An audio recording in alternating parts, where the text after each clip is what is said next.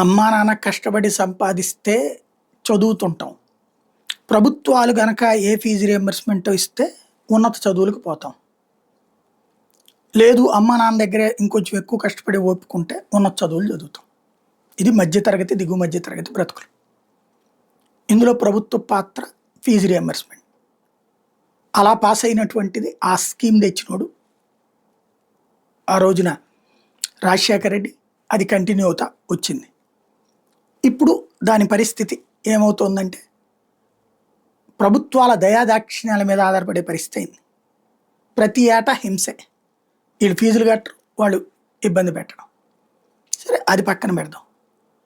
ప్రభుత్వాలు ఉద్యోగ అవకాశాలు కల్పించడం పరిమితం.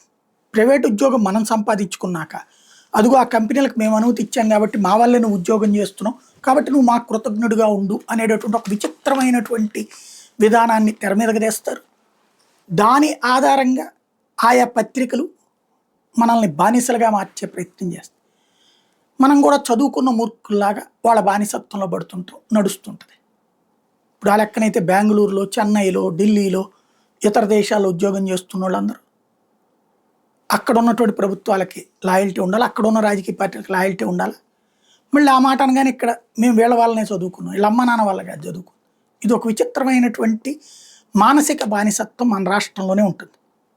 ఈ బానిసత్వాన్ని తరతరాలుగా సృష్టిస్తున్నారు, పెంచుకుంటూ పోషిస్తున్నారు. ఇది ఒక ఎత్తు అయితే, ప్రభుత్వాల ఉద్యోగాలలో ఒక విచిత్రమైనటువంటి లెక్క ఏంటంటే ప్రభుత్వాలు ఉద్యోగాలు ఇచ్చేదే తక్కువ, ఉపాధి అవకాశాలే ఇస్తుంటాయి.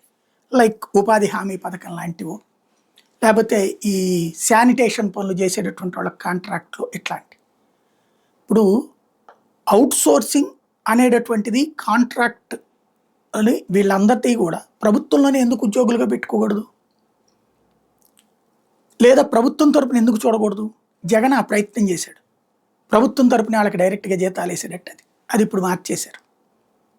మళ్ళీ గందరగోళం. అవుట్ సోర్సింగ్ ఎవడి చేతుల్లోనో మనం బలిపశువులు, మనం బందీలం. ఉద్యోగం ఇవాళ ఉంటుంది, రేపు ఉండదో లేదో తెలియదు. సరే, అదొక ఎత్తు. రెండో విచిత్రమైనటువంటి పరిస్థితి ఏంటి ఇప్పుడు వచ్చింది కొత్త కాన్సెప్ట్ అంటే, తాజాగా తీసుకొచ్చినట్టు వాలంటీర్లు 2.5 లక్షల మందిని వీధులు పాలు చేశాం.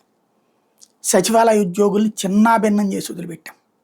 సరే, అది ఉద్యోగాలు ఉన్నాయి వాళ్ళది, అంతవరకు హ్యాపీ అనుకో. వాలంటీర్లది పోయింది. ఇప్పుడు ఎండిఓ ఆపరేటర్లు దాదాపు 10,000 మంది. ఏంటి వీళ్ళందరి పరిస్థితి? ఇప్పుడు బతకలేకపోవడం ఉండదు. ఇవాళ దాకా కంఫర్టబుల్గా ఉన్న బ్రతుకుని నాశనం చేశాం.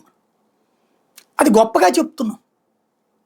వాళ్ళ ఉపాధి పోనీ వాళ్ళ వలన సమాజానికి ఏమైనా నష్టం జరిగిందా? నోటికి తెచ్చి ముద్ద పెడితే వాడి వల్ల నష్టం అంటే అన్నోడు కృతజ్ఞుడు తప్పించి మరెవడో కాదు. వాళ్ళు పొందిన బెనిఫిట్ కంటే కూడా సమాజానికి జరిగిన బెనిఫిట్ ఎక్కువ. అట్లాంటిది ఇప్పుడు ఫర్ ఎగ్జాంపుల్ సింపుల్ ఈజీగా అర్థమయ్యే భాషలో చెప్పు. ఒక ర్యాపిడో, స్విగ్గీ ఇట్లాంటి దాంట్లో ట్రాన్స్పోర్టేషన్ ఛార్జ్ ఎంత వేస్తున్నారు? 40 రూపాయలు వేస్తున్నారు కదా మినిమం.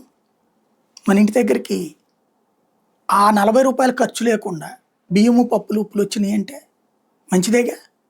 ఇప్పుడు అతను అకస్మాత్తుగా దోపిడీదారు అయిపోయాడు. దాని మీద ఇద్దరు ఆధారపడతారు. ఒకళ్ళకి 5,000, ఒకళ్ళకి 25,000 రూపాయలు. ఇప్పుడు వాళ్ళందరినీ నడి రోడ్డు మీద పెట్టేసి వాళ్ళ వెహికల్స్ కూడా మీరే తీసుకోండి, మీరే కట్టుకోండి ఇప్పుడు అంటే ఓ పెద్ద వ్యవస్థ కొలాప్స్ అయిపోతుంది. ఈ వ్యవస్థను నాశనం చేస్తూ గొప్పగా చెప్పుకునేటటువంటి రోజులు ఏంటో అర్థం కాదు. మద్యం దుకాణాల్లో తీసేసాం, అక్కడ ఒక 10-15 వేల మంది. ఉద్యోగాలు తీసేయడం గొప్పగా భావిస్తున్న రోజులు ఇది.